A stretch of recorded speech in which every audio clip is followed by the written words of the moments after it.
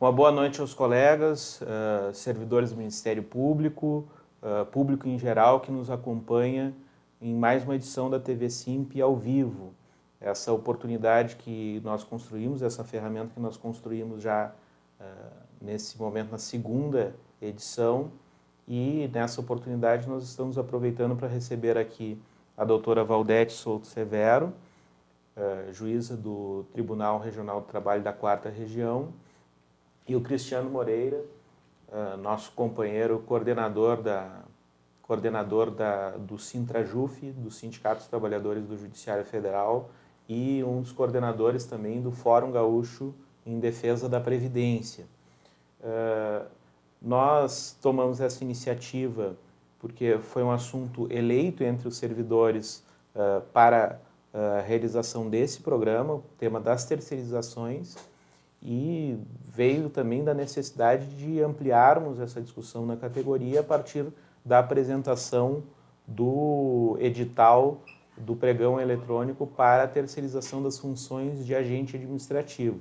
E o nosso objetivo aqui é fazer uma discussão ampla sobre o tema das terceirizações, não discutir especificamente o tema da terceirização no Ministério Público, mas ver uma abordagem a partir da Justiça do Trabalho, com a exposição da doutora Valdete, e também as alternativas de luta e de mobilização com o Cristiano em relação ao enfrentamento da questão da terceirização, reforma trabalhista e reforma da Previdência, que nós temos atuado de maneira conjunta no fórum. Então, acho que iniciar com a Valdete, né, colocar à disposição a ela a palavra, e depois a gente abre para o Cristiano. Eu agradeço a oportunidade de estar aqui. Quero dizer que esse tema é um tema realmente fundamental. Talvez seja a questão mais crucial que a gente tenha para discutir no direito do trabalho em lato sensu. E é um desmanche que tem um objetivo muito claro de desconfigurar a própria noção que a gente tem hoje de Estado, e que começa lá na década de 60, que vai se agravando, tem um agravamento muito forte na década de 90, mas que a gente hoje está vivendo talvez o ápice desse processo de desmanche através da aprovação, né, da Lei 13.429, que praticamente liberou a terceirização, mas não só, mesmo antes dessa lei, decisões dos nossos tribunais autorizando essa prática, que é sem dúvida nenhuma uma prática que destrói ou que tem como objetivo final a destruição do serviço público. A terceirização nasce no serviço público e tem esse objetivo, sem dúvida nenhuma, de acabar com as carreiras públicas, de diminuir o tamanho do Estado e com isso, assim, alterar a qualidade da prestação de serviço e a própria noção que a gente tem de Estado social, né? Então, o tema é extremamente relevante. Certo. Cristiano, quer iniciar com algumas palavras? Então, quero inicialmente agradecer o convite e cumprimentar, Beto, a iniciativa do Simp, do TV Simp ao vivo. É uma iniciativa muito interessante, possibilita interação também com todo o público que está nos assistindo. E não por acaso, né, foi um tema escolhido também pela categoria, porque o que nós vimos há pouco acontecer aqui no Ministério Público do Estado do Rio Grande do Sul, em que se abriu um pregão eletrônico para terceirizar a área administrativa, é uma realidade que, pelo que a gente está acompanhando, né, lamentavelmente talvez a gente enxergue ocorrer em vários outros órgãos.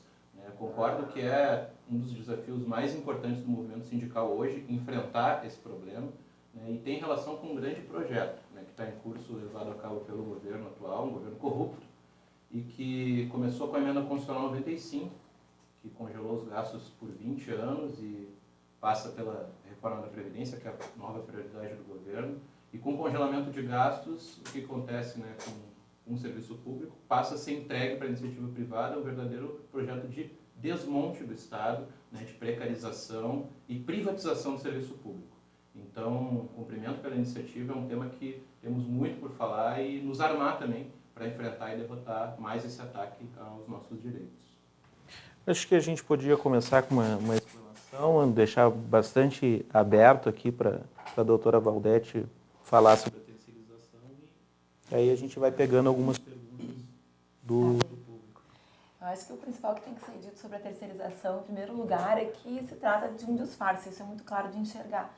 Porque, na verdade, a relação que a gente tem entre quem trabalha e quem toma trabalho é uma relação de dois lados, né? Esse suposto terceiro que entra nessa relação, ele na realidade dos fatos, vai se alinhar com a figura do empregador ou com a figura do empregado, ele não vai ser realmente um terceiro. E isso tem um objetivo muito claro, e aí vem o segundo ponto que eu acho que é importante de destacar. Além do fato de que é um disfarce muito antigo, né? Geralmente a gente ouve esse discurso da terceirização como algo moderno, é preciso dar eficiência ao Estado, então é preciso terceirizar tanto ao Estado quanto à iniciativa privada. Mas, em realidade, esse tema é tão antigo que o Marx, no Capital, por exemplo, ele faz referência à terceirização. Ele diz que um dos principais problemas da proteção ao trabalho humano é a intermediação de terceiros que se colocam entre a figura do empregado e do empregador para, com isso, conseguir potencializar a exploração. Quer dizer, então não tem nada de novo na ideia da terceirização. E por que quando a gente fala na terceirização no serviço público, isso se torna ainda mais grave? Porque a terceirização é uma forma de burlar toda a base da prestação pública de serviço, que é a moralidade, a impessoalidade, toda aquela ideia de que quando eu tenho um serviço público, esse serviço tem que ser pautado pela noção de que todos devem ter acesso, de que não pode haver privilégios. Tudo isso acaba sendo burlado pela terceirização, porque aí eu posso escolher, né? Eu posso criar um edital que selecione a empresa que eu quero que seja selecionada, eu posso trocar as pessoas de lugar, porque aqueles terceirizados não vão ser concursados, não vão ter, portanto, garantia de emprego.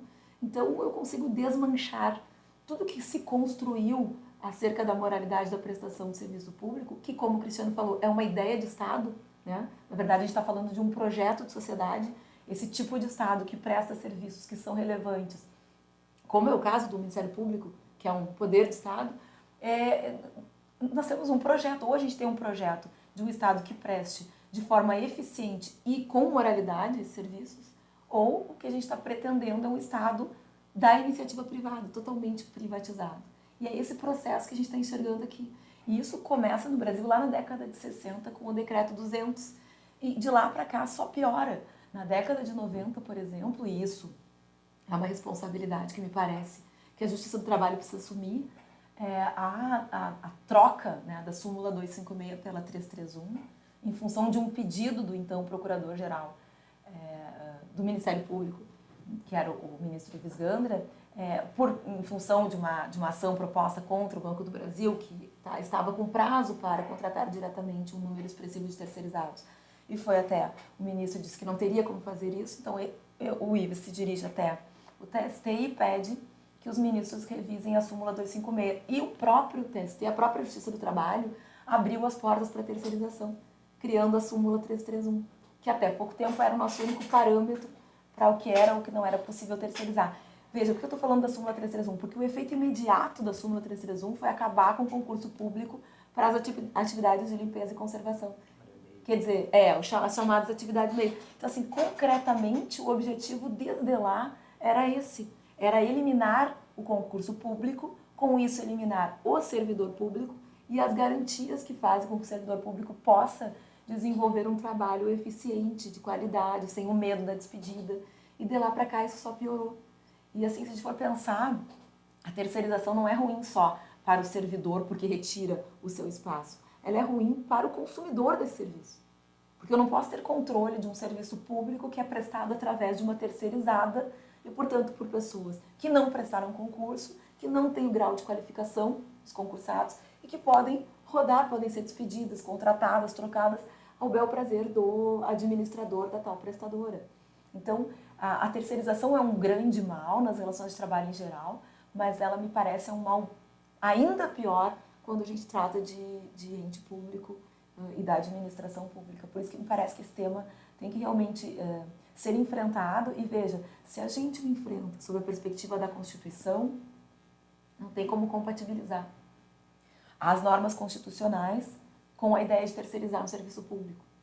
Mas nós sabemos quem é o guardião, né, da Constituição, quem dá a última palavra em termos de Constituição. Eu estou dizendo isso em função do que diz o artigo 37, o que diz o próprio artigo 7, sétimo inciso 1, mas quem é que vai dizer se essa terceirização no serviço público é ou não constitucional? Nós sabemos que é o STF, e o STF tem aquela decisão recente dizendo que é possível terceirizar qualquer atividade, em qualquer área da administração pública, muito antes da Lei 13.429 ser aprovada. Então, a gente tem uma autorização, digamos assim, do intérprete oficial da Constituição para esse desmanche do Estado. Então, me parece que o Cristiano tem toda a razão quando ele diz que isso é um projeto, né? É uma ideia de sociedade dentro da qual os direitos sociais, a prestação de serviços importantes como o do Ministério Público, né, que tantas vezes precisa ser o contraponto do poder, vai ficar prejudicado se nós levarmos adiante, aceitarmos, né, essa destruição constitucional que é a terceirização. E esse edital me parece que é bastante significativo nesse sentido, porque ele está terceirizando uma função que é essencial, né, para a atividade do Ministério Público. Sim, nós trabalhamos, a partir desse edital, nós trabalhamos uma leitura do conjunto do processo de terceirização do Ministério Público, e uma das facetas que claro que ela é conhecida, mas que ela se revelou dramática, foi o caráter concentrador de renda que o edital estabelece, porque nos contratos de limpeza e conservação do Ministério Público, nós verificamos que o custo da contratação via terceirizada e o custo do concursado, sendo concursado, né, enfim, contratado via concurso público, era muito semelhante. Então, hoje um terceirizado recebe menos de 1/3 do que receberia um efetivo. Então, tem um modelo concentrador de renda e nos chamou a atenção justamente isso, o serviço público, né, o Estado sendo um agente concentrador de renda. E tem uma certa falácia aqui, porque, na verdade, existe uma economia, né, imediata, digamos assim, só que, ao mesmo tempo, a terceirização, e a gente sabe disso, abre uma possibilidade do ente público ter que pagar 2 vezes. Então, ele reduz o salário e, com isso, ele desqualifica a carreira, né, desse servidor, que vira um terceirizado, diminui a qualidade do serviço que ele presta e, ao mesmo tempo, se arrisca a ter que pagar 2 vezes pelo mesmo serviço. Porque, dependendo da forma de contratação, e me parece que ali era o menor preço, se eu não me engano, né? Geralmente é assim. O que vai acontecer? Ele vai contratar a empresa que vai ter menos infraestrutura e capacidade de se manter. Vai se manter enquanto tiver o contrato ou nem isso. Se essa empresa some no ar, por exemplo, o ente público vai, em alguma medida, acabar respondendo. Ainda que hajam iniciativas para tentar eximir, né, a administração pública de qualquer responsabilidade, a gente sabe que na prática, ainda que tendo que evidenciar a culpa, etc., muitas vezes o ente público acaba respondendo. Então, na realidade, veja só, ele parece que está economizando, mas não está. E, ao mesmo tempo, está abrindo uma porta muito grande para a corrupção. Porque a troca de favores é muito fácil de acontecer.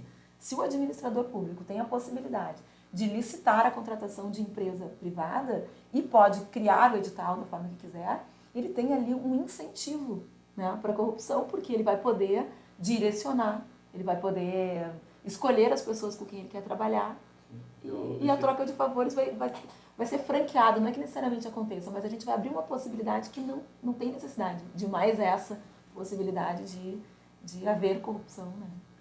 E a gente está aqui, claro, falando já sobre uma realidade que é nova, mas que é fácil de prever o resultado, né, que é de terceirização ampla no serviço público, mas a gente já tem uma experiência em determinadas áreas, né, a doutora Valdete mencionou, a súmula 331 abriu esse precedente, essa porta para a terceirização das chamadas áreas meio, e a experiência que a gente tem com essa parcela do setor público terceirizada, ela é assustadora, é um trabalho extremamente precarizado, porque é ruim para o trabalhador do serviço público, é ruim para a população que é usuária, necessita de serviços de qualidade, e é terrível para os trabalhadores terceirizados, exatamente, sobretudo.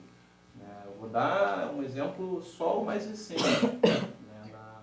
Na Justiça Federal, por exemplo, em que, a exemplo de todos os outros órgãos hoje da administração pública, tem serviços de limpeza, segurança terceirizados, há pouco estavam há 2 meses sem receber salário alguns trabalhadores com benefícios atrasados, e no mais das vezes, quando esse tipo de problema ocorre, eles apelam às vezes a servidores, chega ao conhecimento do sindicato, e é o nosso sindicato quem tem que interceder pelos direitos dessas categorias. Felizmente, naquele caso, a gente conseguiu que a administração, retendo parte do repasse, pudesse garantir a remuneração desses trabalhadores.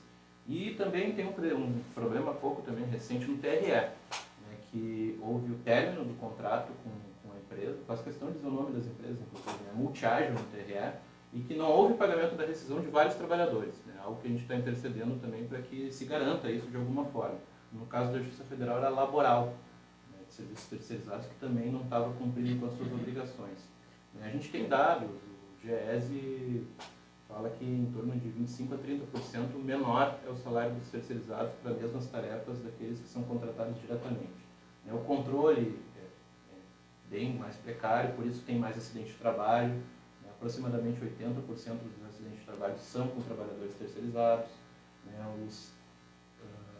Aqueles que são encontrados em condições análogas à escravidão, cerca de 90%, eu acho, são daqueles que trabalham de forma terceirizada. E essa realidade é o que está se pretendendo abrir para todo o serviço público, sem falar na iniciativa privada. A Caixa já está contratando por tempo determinado, porque a lei agora abriu falo 180, mas nem é 180, é 180 mais 90. Então é 9 meses, em vez de 3, são 9 meses que pode agora contratar de forma temporária. E a Caixa, só um modelo, é a primeira talvez de muitas que vão adotar esse sistema, já não está mais contratando por concurso e abriu para contratar temporários. Então é trágico, realmente é um problema muito sério, a gente está numa nova realidade no mundo do trabalho, não só no serviço público, A barbárie está institucionalizada. E o argumento, isso é mais irracional. Além da questão da economia, porque realmente é mais barato, e não está gerando empregos, ao contrário do que se dizia, se fala que ao legislar, garantir aquilo que antes era só por meio da súmula, se vai retirar trabalhadores da informalidade, que muitos já são terceirizados da área fim, então a gente precisa de uma legislação para retirá-los da informalidade. Quer dizer, a gente está formalizando o absurdo. Então, é isso, o argumento é esse. E é sério, hoje o que a gente teve também agora, estou usando exemplos da nossa categoria, mas porque aqueles naturalmente que têm mais contato, mas sem sombra de dúvida isso ocorre em várias outras. O TRF há pouco também criou turmas avançadas regionais de Santa Catarina e no Paraná. E retirou servidores da área administrativa para poderem instrumentalizar esses gabinetes. Nós reunimos com a presidência, uma coisa que a gente demandou é que não fosse terceirizada aquelas áreas. Não há garantia de que isso não vai ocorrer. As palavras do presidente do TRE. Então, é um problema sério que a gente vai impor, que a gente se mobiliza em conjunto. Tem já um calendário que agora a gente vai ter que ter um esforço de afinar com os estaduais também, mas no final de semana agora que passou, teve uma reunião ampliada do Fórum de Entidades dos Servidores Públicos Federais, que apontou o dia 11 e 16 como dias de luta, e uma tentativa de fazer uma paralisação geral do funcionalismo, 24 a 48 horas em meados de setembro, para que a gente possa responder a isso. Não é possível, não tem limites, um governo com 4% de popularidade, talvez menos hoje, porque a cada pesquisa baixa um pouco mais, sem nenhuma credibilidade ou legitimidade, desfira ataques dessa profundidade.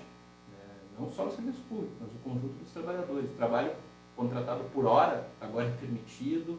A doutora Valdete já fez vários vídeos, tem participado de vários programas explicando sobre a reforma trabalhista e os efeitos dela para o mundo do trabalho.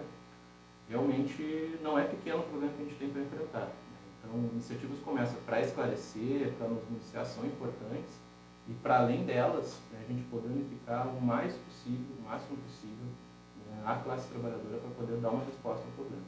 Não é uma batalha vencida, é uma batalha difícil, mas que a gente precisa resistir, precisa lutar, precisa se mobilizar. Dentro dessa perspectiva da unidade dos servidores e dos trabalhadores, nós estamos compondo o Fórum Gaúcho da Previdência, que na verdade tomou uma proporção até mais larga do que o debate da Previdência. Tamanho conjunto de ataques que os servidores e os trabalhadores estão levando. Então, nós participamos do Ocupa Brasília, das mobilizações da greve geral, e é importante que os servidores tenham essa dimensão, porque às vezes a gente fica muito fechado numa luta corporativa e não consegue. Eu acho que é importante porque nós estamos vivendo, e não é à toa, um momento de demonização do servidor público. Toda a mídia oficial está sempre batendo no servidor público, como se o servidor público fosse culpado de ter direitos. Em vez do discurso ser bom, se eu consigo ter estabilidade no serviço público, vamos estendê-la para a iniciativa privada, o discurso é, não, se ele tem estabilidade, vamos tirar os direitos que ele tem, porque se eu não tenho direito, ele que não tenha também. Esse é o discurso que é reproduzido. Então, eu acho que é difícil até para o servidor público, né, retomar aquela ideia de orgulho, porque na verdade é uma carreira que ele escolheu, é uma carreira que importa socialmente, né? Não é só para ele que é importante o trabalho que ele tem e que ele tenha sido escolhido por concurso e que ele tenha sim garantia de emprego para poder exercer sem pressões a atividade que ele exerce. Isso interessa para toda a sociedade. Então, retomar essa briga e como disse o Cristiano, assim, unindo carreiras diferentes, tentando fazer realmente uma unidade maior em torno de um objetivo comum, me parece que é fundamental, senão nós vamos realmente desconfigurar ou permitir que se desconfigure o Estado de uma maneira que depois, para recuperar, né, as perdas, será muito difícil. Exatamente. A gente, aqui no governo do Estado, também estamos enfrentando um conjunto de projetos Exato. que vêm de uma lógica município, federal. Estado e federação. Nos três âmbitos. Hoje eu estava conversando com uma advogada que trabalha no caso das fundações, aqui do Rio Grande do Sul, e assim, ouvindo ela falar, é ataque de tudo que é lado. E não tem uma lógica, porque assim, extingue a fundação porque tem que economizar, mas vai repassar esse serviço para uma empresa privada que vai cobrar o mesmo ou mais. Ou seja, o argumento que é dado não é o argumento verdadeiro. O argumento verdadeiro é que o que se pretende é ter um Estado que não atenda a determinadas demandas. Só que isso vai significar um problema social gravíssimo. As pessoas vão ficar desassistidas e isso vai ter um retorno. Né? Então a gente precisa brigar para que a gente não chegue tão longe, para depois não ter que amargar as consequências disso. Doutora Valdete, a gente tem notado um movimento muito interessante da ANAMATRA em nível nacional, mas também dos juízes aqui no Rio Grande do Sul do trabalho, em torno da discussão sobre os efeitos da reforma trabalhista, da terceirização. A gente gostaria de ouvir um pouco assim, quais são os movimentos, como é que a magistratura está enxergando esse processo de ataques nas reformas. Olha, Alberto, eu não posso assim, nem falar em nome da magistratura do Rio Grande do Sul.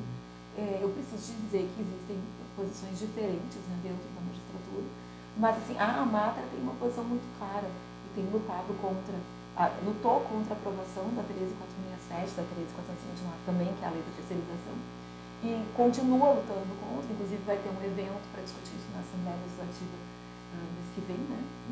24 ou 25, debate nacional. Isso.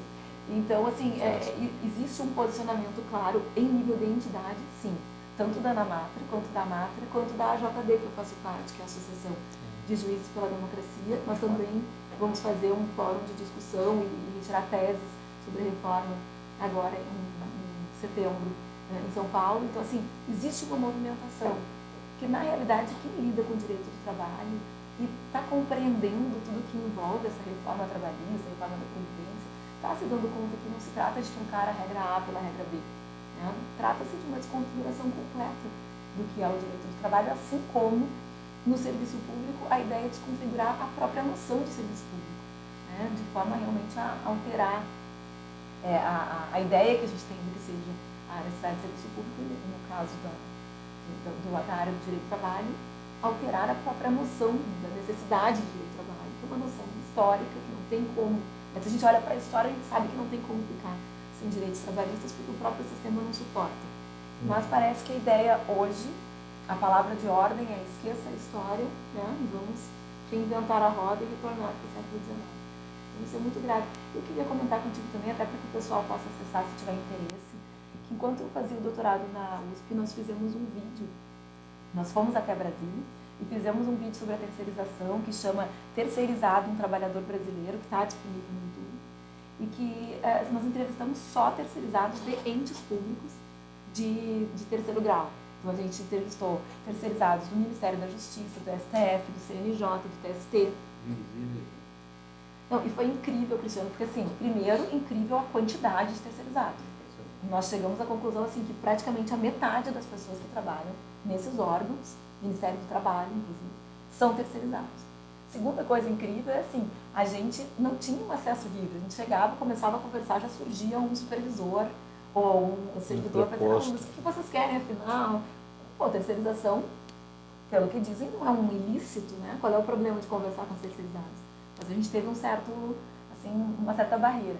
E o que foi mais incrível é assim, que a gente percebeu, os terceirizados trabalham para empresas com as quais eles não têm nenhuma identidade, e são 3 ou 4 donos de empresas terceirizadas que circulam, né, com empresas diferentes nesses ambientes, em todas as atividades. Então, tem uma mesma empresa que fornece desde telefonista, serviço de limpeza, vigia e pessoal no gabinete. E no Ministério da Justiça, aí a gente descobriu, por exemplo, que esse pessoal estava há 10, 12 anos sem tirar férias, porque isso é uma outra coisa que às vezes a gente não percebe, né? Mas a terceirização suprime o direito às férias, porque quando ela é feita pelo ente público, geralmente a contratação é por 2 anos, 2, 3 anos. Então o que acontece? Quando chega na hora do trabalhador tirar férias, muda a prestadora. Aparentemente, o contrato volta para o início, porque entra uma nova prestadora de serviços. Então ele recebe as férias na rescisão, mas ele não flui férias. Então a gente conversou com pessoas lá que estavam há 10, 12, 15 anos e nunca tinham tido férias. E mais, estavam lá, por exemplo, trabalhando há 6 anos, mudou a prestadora, o salário que já estava avançado na carreira voltou a ser o inicial. E como é um novo contrato, voltou para o início da carreira, ou seja, teve redução do salário. Tu não tem nenhuma possibilidade de avanço nos direitos, porque é como se o contrato fosse sempre voltando para o início. Mas as pessoas estão lá, são telefonistas do CNJ há 12 anos. Né? E não tem carreira. Por várias empresas. Por várias empresas. Porque a cada 2 anos muda a empresa. E aí foi muito curioso que quando a gente estava lá, foi conversar com o pessoal do Ministério da Justiça, eles estavam lá, eles eram vinculados a uma empresa que tinha sumido já há mais de 2 meses. E eles continuavam recebendo salário. E estavam lá esperando a nova contratação, o novo empregador. Sim, algum para eles normal já. E aí a gente perguntou, tá, mas e quem está pagando vocês? Ah, o Ministério da Justiça deposita direto. Quer dizer, se isso não é fraude, né? Se isso realmente aconteceu, poxa, parece que fica muito evidente quem é o empregador aqui, né?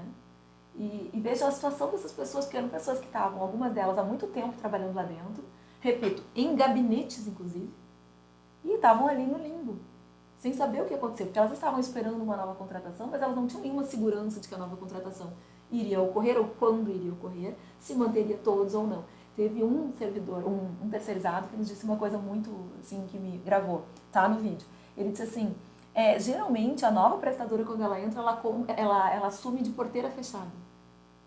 Eu falei, que expressão é essa? Porteira fechada? Porteira fechada compra a fazenda com gado, né? Porteira fechada é assim, ela assume o contrato desde que ela assume o pessoal que já está lá. Aí ele falou, aí a gente tem que ter muito cuidado. A gente não pode ter falta, não pode ter muito atestado, não pode dar problema. Porque se a gente dá problema, o novo prestador não vai assumir a gente. Então a gente tem que andar muito na linha para eles poderem assumir de porteira fechada e a gente continuar trabalhando. Mas imagina o que é viver uma vida inteira, a cada 2 anos nessa tensão. Se vai ou não vai ser admitido pela nova empresa, se vai ou não vai ter redução de salário, se a jornada vai continuar a mesma, se vai ter férias ou não. Quer dizer, E claro que isso vai refletir no serviço público, né? E é claro que isso vai refletir no servidor que está ali convivendo com essa pessoa todos os dias. Porque no gabinete, por exemplo, de um ministro, estava lá, estava contratado diretamente, estava terceirizado. Eles estavam convivendo diariamente. O terceirizado sabendo que esse colega tem estabilidade, tem um salário melhor, etc., e talvez faça inclusive as mesmas coisas que ele. E o servidor sabendo que essa realidade precária está avançando sobre ele e que daqui a pouco vai tirar o espaço dele. Quer dizer, esses 2 sujeitos que trabalham lado a lado, eles não conseguem se identificar. Eles não vão conseguir parar juntos, brigar e tal, porque eles estão quase numa posição de embate. E não por uma gosto. relação de disputa entre Exato. eles. E não é porque eles queiram estar, é porque a situação em que eles são colocados é essa. Então é muito complicado. A terceirização ela tem efeitos assim que a gente não consegue dimensionar, né, se não convive com essas pessoas. E não consegue dimensionar a quantidade de efeitos deletérios que a terceirização tem. Prejudica até para além da questão da invisibilidade, né? Enfim, uma consequência perversa. Assim, talvez a pior de todas. A gente fala das questões econômicas, mas acho que a pior é essa, né? Da questão da personalidade mesmo do trabalhador, que para muitos ele se torna invisível. Mas atrapalha muito a organização sindical para responder aos problemas que são muito mais sentidos no terceirizado, que não tem controle sobre a fiscalização, enfim, se está sendo cumprida a lei, né, para aquele contrato de trabalho. E é comum, aqui no serviço público a gente tem, acho que em vários locais, né, trabalhadores terceirizados que desempenham exatamente as mesmas tarefas de concursados, do quadro. Tem em vários locais, tem no Judiciário, né, não conheço, mas imagino que tenha no Ministério Público. Então, é um problema e para além disso, a questão da terceirização, claro, quebra o princípio da impessoalidade, contratação por concurso público, e a gente está em meio a uma crise política profunda, né, com escândalos de corrupção dos mais diversos, e, obviamente que abre mais uma porta para a corrupção também no serviço público, né, com negociação entre as empresas. Né, o que a gente mais tem visto é pagamento de propina no serviço público. Então, nós estamos caminhando para trás, né? A gente está abrindo mais uma chance para que se consiga, né, um pequeno setor, né, angariar de forma ilegal recursos, né, ao mesmo tempo destruindo o serviço público, privatizando, né, e dando lucro para 2 ou 3. Né, as empresas terceirizadas que nem têm especialidade, não são empresas de segurança, de limpeza, são empresas de trabalho terceirizado, né, fazemos qualquer negócio. Desde que a gente ganhe o dinheiro para pagar depois muito menos para os trabalhadores. Uma das coisas que nos chamou a atenção no pregão eletrônico foi justamente isso. Assim, nós tínhamos uma empresa concorrendo que utilizava o e-mail institucional de outra empresa da área de segurança. Então, assim, numa confusão, era a mesma... essa representante da empresa da área administrativa tinha o e-mail institucional da empresa de segurança. Então, no próprio pregão, né, sendo desenvolvido, a gente notou, mas que estranho, né? Uma representante de uma empresa no processo do pregão. No próprio processo do pregão eletrônico do auxílio administrativo. De fraude. Então, contratação por... Na verdade, eles são empregados da administração, né? Ficam ali anos, tem terceirizados aqui que estão, sei lá, vejo ali há quase 10 anos trabalhando no judiciário e passando por várias empresas, quer dizer, só uma intermediação, uma empresa interposta que fica mudando, e eles têm um vínculo, né, ao fim e ao cabo. É a lógica da alocação de mão de obra. A empresa que tu citaste, a Multiágil, por exemplo, prestou serviço para vários entes públicos e deu calote, reiterado em todos eles, deu problema na URSS, deu problema em todos os lugares, no Tribunal do Trabalho, todos os lugares pelos quais ela passou. Como é que é possível que uma empresa assim ganhe licitações? Né? Mas é claro, se tu faz a licitação por menor preço, não tem controle de qualidade. Né? Então a gente tem, eu acho, 2 problemas. Um é o problema de origem, não pode ter terceirização. E o segundo é o problema depois da forma como ela é feita. Né? Então não poderia nem ter. Tem e ainda é feita com base no menor preço. Quer dizer, a lógica é realmente locar pessoas. E um dado que nos chamou a atenção, que é a questão da relação de subordinação, que ela é vedada com a representação da tomadora, né? Nós vamos ver alguns contratos e não tem a previsão de ter postos em todos os postos de trabalho. Não tem nem como ter. Mas mesmo quando tem, Alberto, não deixa de ser um faz de conta, né? Claro. Eu dou o exemplo da minha realidade, as moças que fazem a limpeza são terceirizadas. Tem lá uma supervisora que fica lá embaixo e tal. Mas quem é que diz para elas o que elas devem limpar ou não? Quem é que está no dia a dia para ouvir os problemas do trabalho dela? Quem é que direciona? É a diretora da secretaria, o pessoal que está ali. É na prática, assim, porque não tem como não ser. Porque a atividade as meio, né, digamos, não vamos nem discutir essa abertura né, a terceirização geral e tal. Mas mesmo as atividades meio, vejam, como um trabalho de vigia, de limpeza, qualquer trabalho que seja, não tem como ele não entrar na estrutura da tomadora. Claro. Quem vai ter que dizer como aquele trabalho vai ser realizado é a tomadora. Poxa, então, se a tomadora não é empregadora, o que ela é? Né? É evidente que ela está... são sinônimos, aliás, né? Tomar ou empregar força de trabalho são sinônimos. Então, é por isso que eu disse, é um desfase, porque a gente cria uma maquiagem, na verdade, para tentar destruir a ordem constitucional, esquecendo propositadamente que a ordem constitucional tem uma história por trás dela. Né? Se a gente chegou até aqui e decidiu que tem que ter, por exemplo, moralidade, impessoalidade no serviço público, que a relação de emprego é entre 2 sujeitos, tal, não foi por um acaso, não foi porque alguém um dia sentou e pensou, poxa, como é que nós vamos organizar isso aqui? Tem uma história por trás, tem luta, tem avanços e retrocessos, tem a constatação de uma realidade insuportável, né, que é a realidade da alocação de força de trabalho, que historicamente é insuportável para quem trabalha desse jeito. A pessoa morre trabalhando, não consegue ter acesso a bens de consumo, quer dizer, a gente vai querer que isso se estenda para o serviço público, para todas as áreas? Então a gente vai querer uma sociedade nivelada por baixo, a gente vai voltar lá para o século XVIII para depois começar tudo de novo. Quer dizer, em nome do quê, né, que se faz isso? A gente até sabe, né, em nome do quê. Mas é impressionante que a gente, como sociedade, não consiga reagir de forma eficiente, digamos assim. Claro que isso tem uma série de fatores, mas quero dizer, como nós não estamos mais revoltados, né, do que estamos. E claro, não estamos porque a terceirização entrou de uma maneira muito forte, né? E foi abrupto, foi repentino também, né? Do dia para a noite puxaram um projeto de 98, que estava parado há anos, botou na pauta e está valendo, está terceirizado. Acho que foi... É tanto ataque de todo lado, de fato, mas... Foi super rápido e foi aprovada e sancionada no dia que fazia 70 anos do golpe de 64. Ah, boa lembrança. É verdade. Tem uma pergunta aqui do espectador sobre quais os mecanismos de fiscalização ou controle existentes. Quem fiscaliza o fiscal da lei? Aqui no RS foi o primeiro a praticar a terceirização, no caso do Ministério Público. Aí né? é que está o problema, né? Quando a gente vê assim que a Justiça do Trabalho e o Ministério Público terceirizam, dá um desespero mesmo, né? Porque são os dois únicos órgãos que não poderiam fazer isso de jeito nenhum. Como fiscalizar? Bom, é que não é um problema jurídico, né, Alberto? Porque se fosse um problema jurídico, a minha resposta para esse ouvinte seria fácil. Os artigos 64 e 65 da Lei de Licitações já vão estabelecer lá a forma de controle.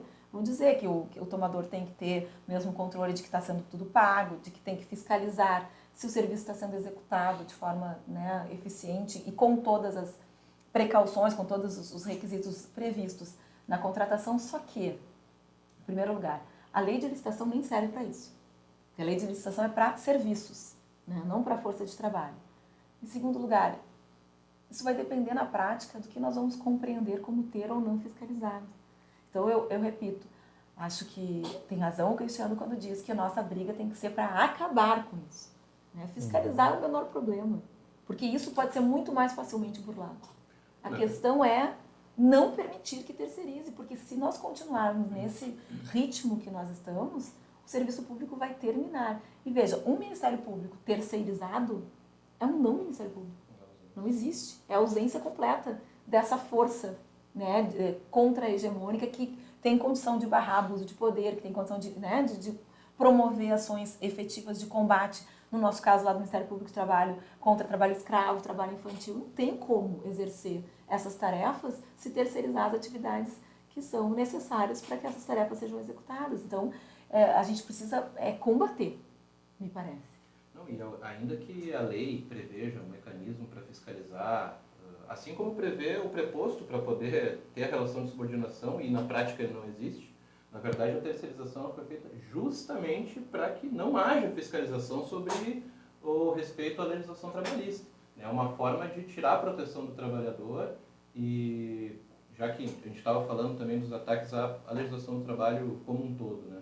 Hoje, o presidente do TST é um dos maiores defensores dessa barbárie que está instalada. Foi um defensor da reforma trabalhista, defende a maioria dos projetos que estão sendo levados a cabo, apesar de que a maioria dos juízes do trabalho é contrário à terceirização, à reforma trabalhista, à própria reforma da Previdência, né? O que é um absurdo, né? A gente tem o Ives Gandra, que foi quem deu origem ao debate da súmula 331, começou lá atrás, hoje é um dos principais defensores e tem uma legitimidade pelo cargo que ocupa, lamentavelmente, uma legitimidade oficial, né, ainda que não política. Então, a gente tem hoje, lamentavelmente, um alinhamento muito grande, né, nas esferas de poder do Legislativo, que 1/3 do Congresso está investigado por corrupção, né, do Executivo, né, um governo corrupto, legítimo, sem credibilidade, e do Judiciário, né, seja o STF, seja o TST, que tem sido linha auxiliar também para ajudar a aplicar esses ataques. E ainda pegando a questão da questão do esvaziamento da legislação do trabalho como um todo, né, o que está por trás é um efeito também que é lógico, é que para além do esvaziamento da legislação, isso causa o esvaziamento da própria justiça do trabalho. Né, a gente já teve aí declarações, acho que a mais recente talvez tenha sido do Rodrigo Maia, mas tem outras diversas defendendo a extinção da justiça do O trabalho. mais recente foi o encontro do agronegócio ontem. Um dos principais temas do encontro que teve, acho que 16º encontro do agronegócio, foi a a extinção da Justiça do Trabalho. E se a gente lê a transcrição e ouve assim, o que eles falaram, é muito agressivo, não é uma coisa assim, é realmente Não é uma galhofa, não é um projeto estruturado. Não é brincadeira, é um projeto estruturado. E isso de replicar essa ideia aqui e ali também não é um acaso, né? A ideia surge, daqui a pouco um fala, outro fala, cria, né, o ambiente para poder então propor uma alteração legislativa. É realmente muito perigoso. Não ia. Ano passado já teve todo o problema orçamentário, né? O corte foi drástico na Justiça do Trabalho, muito maior do que o resto do Judiciário. E o relator do orçamento, que hoje é o ministro da Saúde, né? Tem um prêmio pela sua atuação. E foi o relator da reforma. E foi o relator. É verdade, bem lembrado. A justificativa para o corte na Justiça do Trabalho, ela é, assim, incrível, né? Porque está claro que era um recado, né? Que é uma justificativa política, não é sequer econômica, né? Que é o papel exercido pelo Judiciário Trabalhista, criticado, né, fervorosamente, de uma maneira... O próprio prefeito aqui de Porto Alegre fez uma manifestação. Quando estava no parlamento, fazia direto. Não, fez várias, né? E eu acho que talvez tenha sido o principal defensor do fim da Justiça do Trabalho quando estava no Congresso. Marquesan, enfim, só está agora como prefeito, né, desenvolvendo as mesmas ideias que ele... Não, mas aí imagina o cenário, né? Porque a gente permite terceirização no serviço público e extingue a Justiça do Trabalho, essas pessoas não vão ser exploradas, né, numa lógica de locação mesmo, como se elas fossem coisas, e não vão ter para onde recorrer. Porque a gente não pode imaginar que a justiça comum, que já não dá conta da demanda que tem, vai conseguir absorver uma demanda como aquela que a Justiça do Trabalho tem hoje, né? E sem o olhar, né? Uma das coisas que a gente sempre discutia aqui no sindicato era da necessidade de os servidores terem as suas demandas processadas na Justiça do Trabalho. Claro, isso é engraçado, né? Porque isso foi muito discutido com a emenda 45, quando aumentou a competência da Justiça do Trabalho. E assim, claro que significaria um aumento de demanda terrível, né, em termos de volume da Justiça do Trabalho, o número de demandas dos servidores. Mas assim, como é que é possível dizer que a relação entre o servidor e o ente público não é uma relação de trabalho? Pois conseguiram dizer, né? Disseram que é uma relação de direito administrativo e que, portanto, a competência não era da Justiça do Trabalho. Mas eu concordo contigo, essa era uma competência que tinha que ir sim para a Justiça do Trabalho. E a gente acaba pegando sentenças assim, absurdas, né? Justamente porque o juiz de direito não tem um olhar de uma relação de trabalho. E isso tem uma lógica, né? Porque se tu leva a competência para a Justiça do Trabalho, a tendência, pelo menos, é que o olhar para o servidor seja similar ao olhar para o empregado público, né? Se tu deixa a competência aqui e começa a esvaziar, como eles estão fazendo agora, a competência em relação ao empregado público, tirando da Justiça do Trabalho também, agora, não sei se vocês viram a decisão sobre a greve, né? Também retira a competência da Justiça do Trabalho. Sim. Quer dizer, o que tu faz? Tu busca um olhar que não seja comprometido com o trabalho, que seja comprometido com a administração pública ou com o tomador do trabalho, né? Então, é bem ruim, né? O momento que a gente está vivendo. Acho que é bom, assim, em certos aspectos, a gente está vivendo um momento assim, porque isso nos obriga a sair de uma zona de conforto em que estávamos, né? A própria reforma trabalhista, e eu estava dizendo isso agora de tarde, para um grupo lá de advogados, sindicato, a própria reforma trabalhista, se a gente for olhar, ela tem muito pouca novidade. A grande maioria dos artigos que foram inseridos na CLT são assim, entendimentos que já estão, inclusive, simulados no TST. Então, assim, a gente agora vai ter que sair da zona de conforto. Tanto a Justiça do Trabalho, quanto os servidores públicos em geral. Porque se a gente não sair e não resgatar qual é a razão de se ter um serviço público, e um serviço público de qualidade e com garantias, nós depois não vamos conseguir recuperar mais isso. Então, talvez esse mérito tenha, tudo isso que está acontecendo, né? Para a gente se mobilizar, se dar conta de que esse processo de desmanche vem há muito tempo, agora ele só, digamos assim, pegou uma ladeira, né? E está descendo mais rápido, mas ele é um processo que já tem mais tempo e que está na hora da gente reagir a isso, porque senão... E o desafio, assim, para além, claro, é um desafio difícil porque o discurso que o governo estimula, os meios de comunicação de massa divulgam de que o servidor público é isso, né? De demonização, que é um privilegiado, é um marajá, enfim, que tem privilégios, não direitos. Mas, enquanto isso, no Rio de Janeiro, os servidores do Estado estão passando fome, alguns. Né? Tá tendo... Aqui está parcelado também o salário. Aqui também está parcelado. Em diversas esferas de poder a gente está vendo esse tipo de tragédia social. Mas o desafio que eu comentava é que a gente tem que romper também a questão da corporação, do funcionalismo, mas a população tem que entender que o ataque ao serviço público ele não é um ataque ao trabalhador do serviço público, é um ataque aos trabalhadores em geral que precisam de acesso à justiça, precisam do Ministério Público que atue, precisam de saúde de qualidade, né? E isso não se faz com essa precarização em larga escala que está sendo levada a efeito, né? Pelo contrário. E aí, enfim, é um desafio difícil, como falei, mas ou a gente reage, responde, e acho realmente que a reação precisa ser num nível muito mais contundente e duro do que aquilo que a gente construiu no último mês, pelo menos, né? A gente teve um ascenso importante, né, Beto? O Beto falava aqui até da participação a partir do fórum. A gente construiu a maior greve geral da história do país, né? Parou aí mais de 40 milhões de trabalhadores, foi uma resposta muito forte às reformas. Depois ocupa Brasília, né? 150 mil foram para Brasília, também foi a maior marcha que já foi feita. E de lá para cá, na verdade, houve, por conta também de algumas centrais, na minha opinião, que não deram continuidade a esse processo, não está tendo resposta à altura. A gente está passando por um processo de reorganização da classe trabalhadora, dos trabalhadores em geral, do movimento sindical, em meio a um ataque muito duro. Acho que existe um caldo de indignação forte, né? A popularidade do governo, as reformas são rejeitadas pela maioria da população, as pesquisas demonstram isso, a gente conversa, né, não só com as categorias nas quais a gente atua, mas com os trabalhadores em geral, mas isso precisa ser canalizado para ação, né? Não tem como, e aí não tem como não mencionar, né? A força sindical está negociando migalha com o governo, né? E outras centrais como a CUT também tiraram o pé no momento em que a gente não pode tirar o pé, né? Tem que acelerar mais, né, e aproveitar aquele processo de ascenso para responder e conseguir derrotar os ataques. De outra forma, a gente realmente vai ter, não sei o que vai sobrar de direitos, né? Porque é um ataque atrás do outro. O governo ataca o serviço público, né? Tem um PDV que foi lançado há pouco tempo. Que nem pode, né? Como é que o governo fazer PDV? É um absurdo. Uma coisa absurda mesmo. É um absurdo atrás do outro. O STF, por vezes também, hoje saiu um acórdão, né, de uma decisão dos quintos do STF, o Gilmar Mendes, que também caça um direito que já tinha até trânsito de julgado. A gente está analisando na assessoria jurídica, mas fechando parênteses.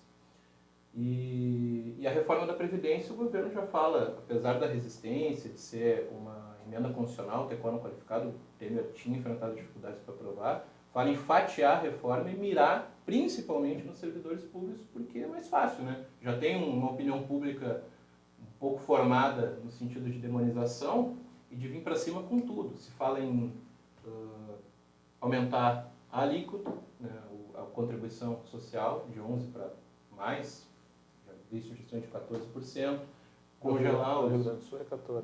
Já. no estado já é 14%, já tem esse... Nossa vanguarda do atraso. É o laboratório, né? Então... E veja como é um processo complexo, né? Porque, na realidade, o Estado arrecada muito com o servidor público. Claro. Porque o único que assim, tem que fazer o recolhimento na fonte, não tem como, né, do imposto de renda, é o servidor. Então, assim, destruir essa estrutura de Estado também é destruir uma base de contribuição muito grande. Parece que a visão é muito estreita, ou ela tem, assim, o beneficiário certo, e esse beneficiário não é o Estado.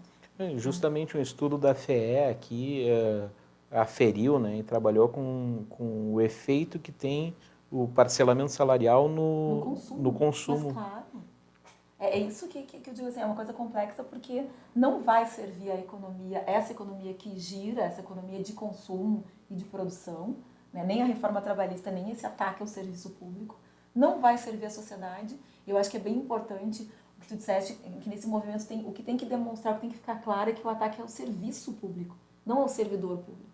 O servidor está ali para prestar um serviço público. Se eu retiro o servidor ou se eu precarizo a condição de trabalho dele, é o serviço que vai deixar de ser prestado. E esse serviço é essencial para viver bem em sociedade, para todo mundo.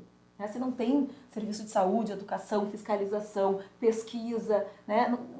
Como é que você vai viver bem em sociedade? Não tem. E isso vai afetar, inclusive, os incluídos, os profissionais liberais, os donos de empresas que ganham muito dinheiro. Quer dizer, todo mundo vai perder com isso. Então, não é uma questão de proteger o servidor, mas de proteger o serviço. E de fazer um debate sobre concepção de Estado. Exatamente. Que passa a ser mais necessário por esse conjunto de ataques. Parece que o ponto é esse. O que a gente está, na verdade, está em xeque hoje, o que a gente está discutindo é isso. É se a gente vai continuar tendo um Estado como a gente está. Me parece que não, né? Que alguma coisa muito, assim, visceral vai se alterar mesmo, mas que Estado que a gente vai querer ter? Ou que forma de organização social a gente vai querer ter? A gente vai deixar, vai voltar à lógica de deixar que as pessoas se resolvam conforme a capacidade econômica que elas têm, para depois ter que reconstruir, porque nós vamos ter que reconstruir, né? Se a gente não quiser ver a barbárie, a gente vai ter que reconstruir tudo isso que a gente está perdendo hoje, em algum momento. Então, me parece que o ponto principal é esse. A gente está discutindo aqui o tipo de Estado que a gente quer ter e como a gente quer viver em sociedade. A gente não está discutindo o salário de servidor público ou garantias de servidor público. A gente está discutindo um modelo de sociedade. A terceirização, a reforma trabalhista, elas fazem parte do projeto de contra-reforma do Estado, de desmonte. E o paradoxo é que o Brasil, em comparação com países desenvolvidos, ele tem um percentual da classe trabalhadora muito menor de trabalhadores de serviço público. Países desenvolvidos, em geral, têm muito mais servidores públicos do que nós temos no Brasil.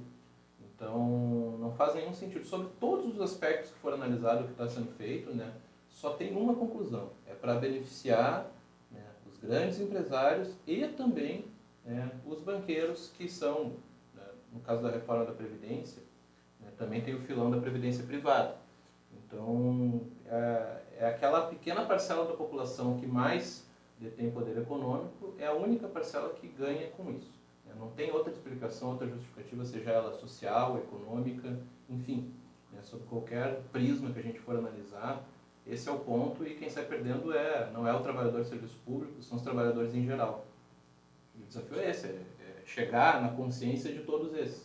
E ver, o quadro é tão grave, né, que, por exemplo, um dia antes da votação em relação a se processava ou não processava o Temer em função das denúncias, ele publica uma MP, que é a medida provisória 793, que perdoa completamente os juros dos produtores rurais que estão devendo para a Previdência, parcela o pagamento dos atrasados e diminui a alíquota do Fundo Rural a partir de 2018, se eu não me engano. Quer dizer, se nós estamos num quadro em que nos dizem que é preciso reforma da Previdência porque não se arrecada o suficiente, como é possível uma medida provisória como essa que simplesmente retira a arrecadação, perdoa devedores da Previdência, um dia antes da votação?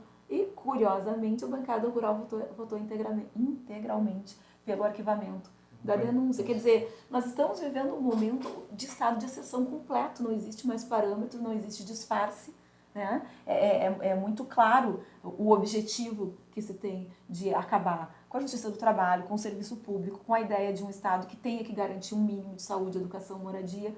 Só que o que a gente tem que parar para pensar é para onde isso vai nos conduzir, né? Conseguir finalmente ultrapassar o discurso que impediu uma reflexão mais profunda sobre a reforma trabalhista e previdenciária, que é aquele discurso de ser contra ou a favor desse ou aquele partido político, né? Porque foi o que a gente viveu, assim, no momento de tramitação dessa lei. Um bloqueio, né, das a gente tentava posições. discutir, começava a discutir, mas então tu é do partido tal, mas então tu é anti não sei o quê. Não, a questão não é essa, a questão é social, atinge todo mundo, de qualquer partido, de qualquer segmento social. Né? Assim, a gente tem que pensar que o índice de violência que a gente está vendo em Porto Alegre tem relação direta com essa precarização do serviço público, com esse desmanche de direitos sociais. As coisas estão interligadas. Se a gente não pensar sobre isso e não agir em relação a isso, as perdas vão ser realmente inestimáveis. Eu até acho que essa unificação, assim, em relação à opinião, ela de certa forma se atingiu. A questão é canalizar isso, porque uma coisa que atrapalhou, de fato, está correto, né? Tinha uma polarização no Brasil entre coxinhas e mortadelas, a expressão que se usava bastante, né? E, enfim, o Temer conseguiu estabelecer uma outra polarização, com quantidade de ataques, que é entre os de cima e os de baixo, né? Porque os de baixo estão tendo seus direitos esmagados pelos de cima. Agora, como a gente vai conseguir organizar tudo isso para responder, é um desafio que a gente precisa responder com urgência. Porque depois, para correr atrás, reformular todos esses ataques que estão sendo desferidos, quer dizer, revertê-los, né, o desafio vai ser maior e a gente não pode esperar. Né? Não pode esperar 2018, né, não pode esperar amanhã ou depois, tem que ser agora, para já, porque inclusive tem outros que estão vindo aí, não parou ainda. Né? Não parou. Tem muita coisa para vir ainda. Dentro dessa perspectiva, a gente tem um calendário, né, Cristiano, que envolve agora uma atividade importante, um seminário sobre os resultados da CPI da Previdência. No âmbito do Ministério Público, nós estamos com uma liminar suspendendo a contratação desse edital de terceirização, mas nós não podemos ficar nisso, somente nisso, e por isso nós vamos estar, em virtude desse quadro, nós vamos estar procurando os servidores públicos estaduais, federais, os trabalhadores da iniciativa privada, para fazer um movimento mais amplo de enfrentamento da questão da terceirização. Então, estudamos bastante o processo dentro do Ministério Público, mas avaliamos que precisamos de uma verdadeira frente para fazer, enfim, o embate necessário para combater esse processo, né, essas iniciativas que devem surgir não só no Ministério Público, mas no conjunto do serviço público. Então, acho que agradecer a presença do Cristiano, da Valdete aqui, que contribuíram para o nosso debate. Nós tivemos alguns problemas com a conexão, enfim, mas o áudio, o vídeo vai estar disponibilizado também e a gente pode manter contato aqui para dirimir as dúvidas dos colegas que estão relatando aqui alguns problemas para, enfim, acompanhar a transmissão. Agradecer a presença de vocês aqui, dizer que vamos continuar em contato para construir as alternativas de enfrentamento, não só nessa situação do Rio Grande do Sul, do Ministério Público, mas também de sermos parceiros nesse enfrentamento ao ataque que a Justiça do Trabalho está sofrendo de conjunto, né? Obrigada, Alberto. Eu que agradeço a oportunidade, achei muito legal a iniciativa de vocês de transmitir ao vivo, permite que o pessoal do interior também acompanhe. É muito legal porque vocês conseguem atingir um público muito maior. Então, eu agradeço muito a oportunidade de estar aqui e acho que tu disseste tudo agora, o momento, e o Cristiano também disse, é de união, né? Assim, nós temos que unir em torno de objetivos comuns e fazer uma batalha comum. E essa batalha precisa realmente ser feita com urgência. Muito obrigado, Valdete. Cristiano. Obrigado, Beto, pelo convite, né? O SIMP que já divide a trincheira conosco, né? No fórum, nas lutas que a gente tem travado contra o conjunto de ataques, terceirização é um deles, né? E dizer que a gente vai precisar, assim, aprofundar essa relação. Acho que agora com esse calendário que tu mencionaste há pouco, que já prevê, né, o seminário no dia 30, que a gente tem que divulgar, a Denise Gentil vai estar aqui para explorar o resultado da CPI da Previdência, mas os dias de mobilização, sobretudo, é a única forma que a gente tem para poder derrotar não só o aprofundamento da terceirização, em que o MP é só um exemplo agora desse problema que teve com o pregão aqui, mas o conjunto de ataques e destruição aos nossos direitos está sendo levado a efeito aqui pelo governo Temer, mas também pelo Sartori e pelo Marquesan na Prefeitura. Últimos informes, então, no sábado nós teremos nosso encontro estadual dos assistentes no Hotel Embaixador. Vamos ter um importante debate sobre a pauta específica do cargo e também um painel sobre assédio moral e sexual. E na sexta-feira que vem, no dia 18, nós teremos uma Assembleia Geral unificada dos servidores do Judiciário, Ministério Público, Defensoria, Assembleia e Tribunal de Contas do Estado. Chega a cansar de citar todo mundo.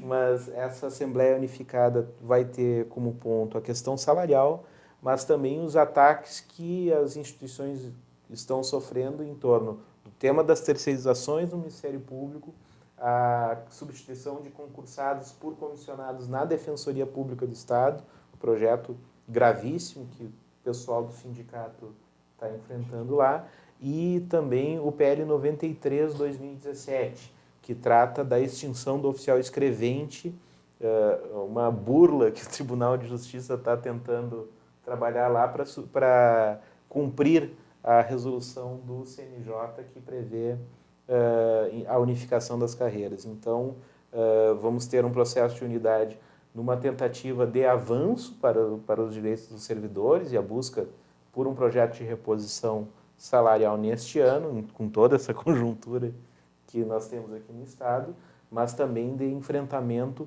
de conjunto dessas iniciativas que nós estamos vivendo aqui no Estado. Agradecer a presença dos nossos painelistas aqui e na próxima semana não, mas na outra mais um painel da TV Simp aqui. Muito obrigado.